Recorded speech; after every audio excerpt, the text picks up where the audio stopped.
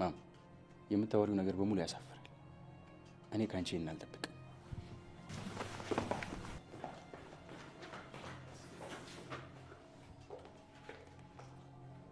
ኑኑና ቤሉል በስተመጨረሻ ሆስፒታል ሄዱ። ቤሉል በጣም አዘነ።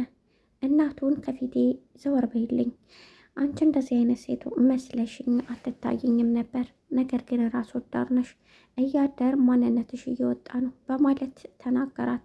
ሰላም ሰላም የቻናል ቤተሰቦች፣ ቻናል ላይክ ሰብስክራይብ በማድረግ ቤተሰብ የሆኑ ኑኑ በስተመጨረሻ እውነቱ ወጣ። ኑኑ በደማ ውስጥ ቫይረሱ እንዳለ ሲነገራት ምንም አልተቀበለችውም ነበር። ነገር ግን አሁን ላይ ቤሉል ወረቀቱን ወይም የምርመራ ውጤቱን እህቱ ስታሳየው እሱም በፍጹም ይሄንን መቀበል አልቻለም። ሁሉንም ነገር ነገራት። በጣም እንደሚያፈቅራትና እንደሱ አይነት ሴቶች በጣም ብዙ አይቻለሁ፣ እሷን አንቺን የምመስል ግን በፍጹም እንደሌለ ነገራት። እሷም የምርቅህ ለዚህ ነው፣ እባክህን ከኔ ራቅ፣ እኔ መሞት ነው የምፈልገው በማለት ሁሉንም ነገር ነገረችው። የታገትኩ ጊዜ እነሱ ናቸው ይህንን ነገር ያደረጉብኝ እንጂ እኔ ምንም አይነት ህመም ግን አይሰማኝም። ምንም አይነት ነገር እየዋጥኩ አይደለም፣ ምክንያቱም ህመምተኛ ስላልሆንኩኝ ምንም አይነት ህመም እየተሰማኝ አይደለም። በዚህ የተነሳ ነው አሁን ላይ ምንም ማድረግ ያልቻልኩት በማለት ተናገረች። በስተመጨረሻ ወይዘሮ ሄለን የመዋረጃዋ ሰዓት እየደረሰ ነው። እያንዳንዱ ሁሉ ሚስጥሮቹ አወጡ። በሌላ በኩል ደግሞ አሁን ላይ መኩ ሁሉንም ነገር አውቆ የሰፈሩ ሰው እየፈለጋት እንደሆነ በነገራት ቅጽበት ሚስጥር አድርገው አለበለዛ ነገር እንዳይመጣ አለችው። አሁን ትልቅ ስህተት ሊሰራ ነው መኩ። ምን ያህል ወንጀለኛና በጣም ኃይለኛ ሴት እንደሆነች እየተገነዘበ አይመስለኝም። እንደገና የእሷ ሚስጥር ማንነቷን የሚደብቅላት ከሆነ እሱም የወንጀሉ አንድ አካል ሆነ ማለት ነው። ይሄ የኔ አስተያየት ነው። እናንተስ ምን ትላላችሁ? መኩ በጥሩ ስነ ምግባርና እንደውም ኮስተር ያለ ወንድ በመሆኑ ነው የምናውቀው። አሁን ላይ እዚህ ወንጀል ውስጥ ከተቀላቀለ ሌላ ትልቅ ስህተት ሰራ ማለት ነው። አሁን የመስዬ ጓደኛ በመኮንን ፍቅር ወድቃለች። በስተመጨረሻ ራሷን እንደሳተች አድርጋ በደግ ስትል ጉንጩን ሳመችው። እብድ ብሎ እሱም ደስ አለው። ሁኔታዋ በጣም ቢያናደውም ነገር ግን የሆነ ስሜት እንዳለው ያስታውቅበታል። ሁሉም ተመልካቾች የቤሉል ስነ ምግባርና የቤሉል ስርዓት ሁሉም ሰው ገርሞታል። በሌላ በኩል ኑኑዬ አሁን ላይ መሞት እንደምትፈልግ በነገረችው ቅጽበት ነበር በጣም የተናደደው። ኑኑ ሁሉም ህመም እየተሰማኝ አይደለም ባለችው መንገድ ኑኑና ቤሉል እህትና ወንድም ከሆኑ ትልቅ ኪሳራ ነው ማለት ነው። አሁን ላይ የሐኪም ቤት የተለዋወጡ ይመስላል። ምክንያቱም ከዚህ በፊት ቶማስ ማለቴ የቤሉል አባት ከመሞቱ በፊት ኑኑን ለቤሉል እንደሚድራትና በጣም ጥሩ ልጅ እንደሆነች እንደሚመጣጠኑ ተናግሮ ነበር። ነገር ግን ወይዘሮ ሄለን የሀብት ጉዳይ ስለሚያሳስባት በጭራሽ ይሄ ሊሆን አይችልም ብለው ነበር። ላስታውሳችሁ ብዬ ነው። ስለዚህ ከዛ በፊትም የሆነ ስሜት እንዳላት ያስታውቃል። ኑኑዬ ቤሉልን እንድራታለን ሲል በጣም ደስ ባላት ቅጽበት በሰማችው ነገር ደግሞ ደንግጣለች። ይችን ገጠሬ ለዛ ለቤሉል እንዴት ነው የምንድረው ብላ ስትናገር ወይዘሮ ሄለን ይህንን ስትሰማ በጣም ደነገጠች። ምክንያቱም አሁን ላይም በፊትም ሆነ አሁንም ሆነ እሷ ለቤሉል ትልቅ ስሜት እንዳላትም ተናግራለች። በሌላ በኩል አዶናይ ምን እንደተፈጠረ ቢያውቅ ኖሮ ወይዘሮ ሄለንን ወይም ቤሉልን እንደዛ ያንገላታውም ነበር። በሌላ በኩል ደግሞ አዶናይ እየተቀየረ ነው።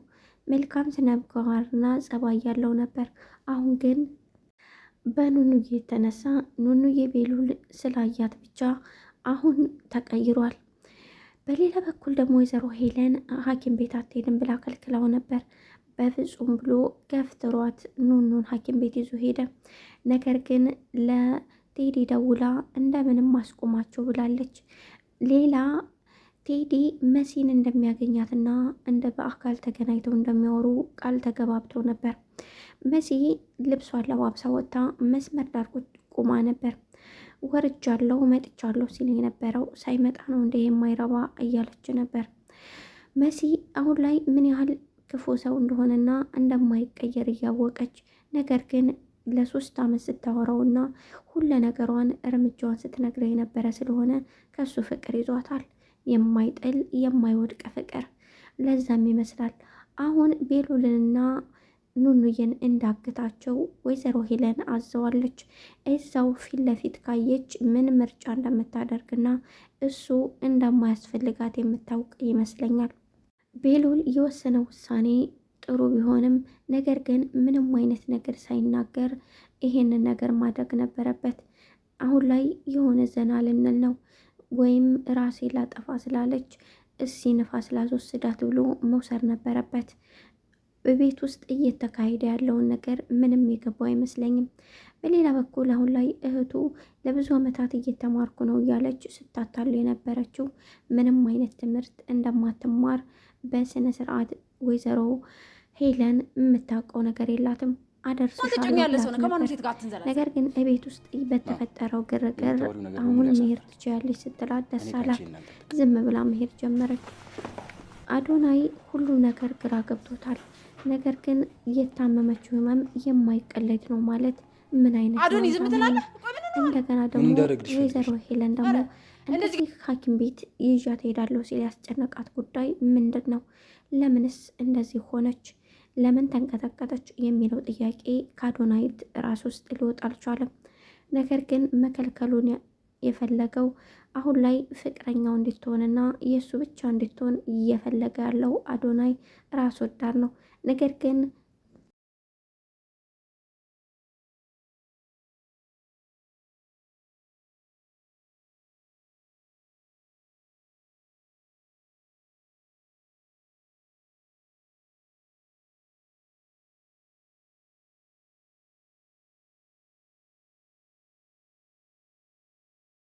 ቤሉል የአዶናይ እንደሆነች ሲያውቅ ከዚህ በፊት እንደነገሩት ቢያንስ እንኳ ራሱን መቋቋም አቅቶ ምንም ነገር ማድረግ እንደማይፈልግ ነግሮ ነበር። ስሟንም የኔ ጽጌረዳ ይላታል። ምክንያቱም በጣም እንደሚያፈቅራትና እንደሚወዳት በስነ ስርዓት ያስታውቃል። በሌላ በኩል መኩ አሁን ላይ ትልቅ ስህተት ሊሰራ ነው። አሁን አዶናይን ውሸቴን የተናገርኩት ምንም ነገር አላውቅም ካለው አዶናይ ብቻውን ምንም ማድረግ እንደማይችልና አንዳንድ ነገሮችን እያሰባሰበ እንደሆነ ይታወቃል። በእርግጥ አዶናይ ጥርጣሬው እውነቱ ነው። ሁሉንም ነገር ስጅሉን እቤት ውስጥ ክላሱ ያደረገውን ስጅል ካገኘው ሁሉንም ነገር ማወቅ የሚችልበት አጋጣሚ ይፈጠራል ብዬ አስባለሁ። ኑኑና አሁን ሁለቱ ከታገቱ እንደውም ደስ የሚል የፍቅር ጊዜ ያሳልፋሉ ብዬ አስባለሁ።